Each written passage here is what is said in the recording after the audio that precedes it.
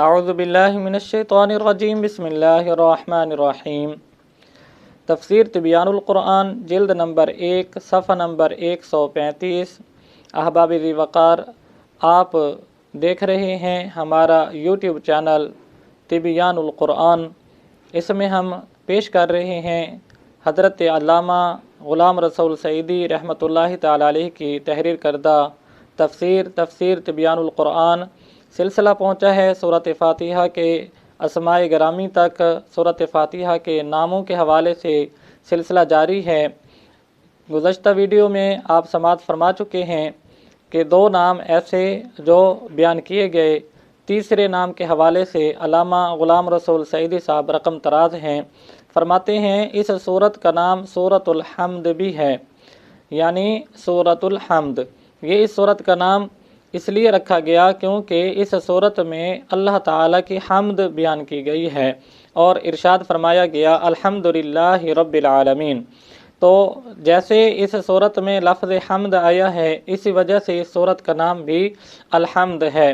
اسی طرح سنن دارمی کی حدیث پاک میں بھی نبی کریم صلی اللہ علیہ وآلہ وسلم نے اس سورت کو الحمدللہ سے تعبیر فرمایا ہے۔ علامہ غلام رسول سعیدی صاحب لکھتے ہیں اس سورت کا ایک نام السبع المثانی بھی ہے، جیسا کہ قرآن پاک میں ارشاد فرمایا گیا وَلَقَدْ آتَيْنَاكَ سَبْعًا مِّنَ الْمَثَانِي سورۃ الحجر آیت نمبر 87 کے اندر، اور ترجمے کے طور پر ارشاد فرمایا گیا ہم نے آپ کو 7 آیتیں دیں جو دہرائی جاتی ہیں۔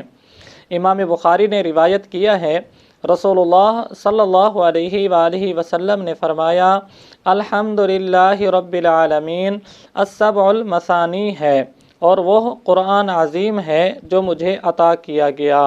صحیح بخاری جلد نمبر 2 صفحہ نمبر 749، نور محمد کتب خانہ کراچی۔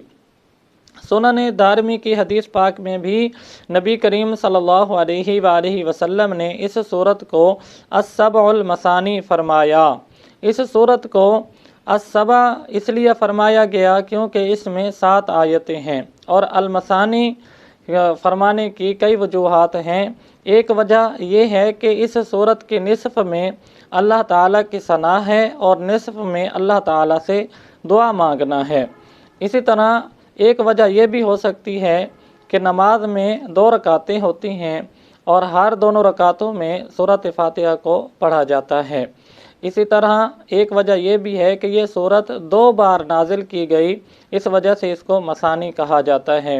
اور ایک وجہ یہ بھی ہے کہ اس سورت کو پڑھنے کے بعد نماز میں دوسری کوئی سورت ملائی جاتی ہے یا کچھ آیات پڑھے جاتے ہیں، ملائے جاتے ہیں، اس وجہ سے بھی اس کو مثانی کہا جاتا ہے۔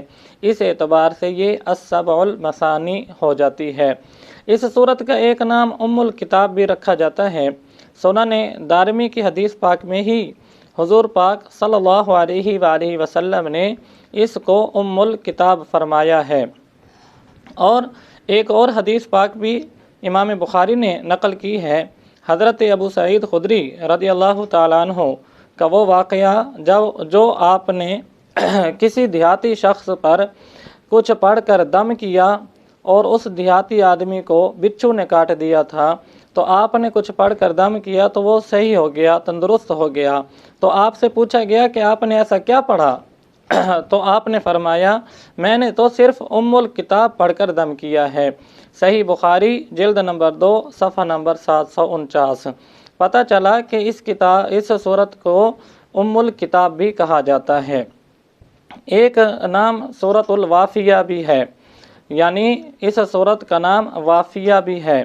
تو اب اس کا نام وافیہ کیوں رکھا گیا؟ اس لیے کہ اس میں تمام مضامین جامع اور وافی ہیں، پورے اور مکمل ہیں، اس لیے اس کو وافیہ کہا جاتا ہے۔ احباب ذی وقار، آج کی اس گفتگو میں آپ نے سماعت فرمایا کہ کیسے اللہ تعالیٰ نے سورۃ فاتحہ کو نازل فرمایا اور اس کے کیسے اور کتنے نام بیان کیے گئے ہیں اور ان کا الگ الگ فائدہ بیان کیا گیا ہے، اور وجہ تسمیہ بیان کی گئی ہے کہ اس سورت کو یہ نام کیوں دیا گیا۔ معلومات میں اضافہ حاصل کرنے کے لیے دیکھتے رہیں ہمارا یوٹیوب چینل تبیان القرآن۔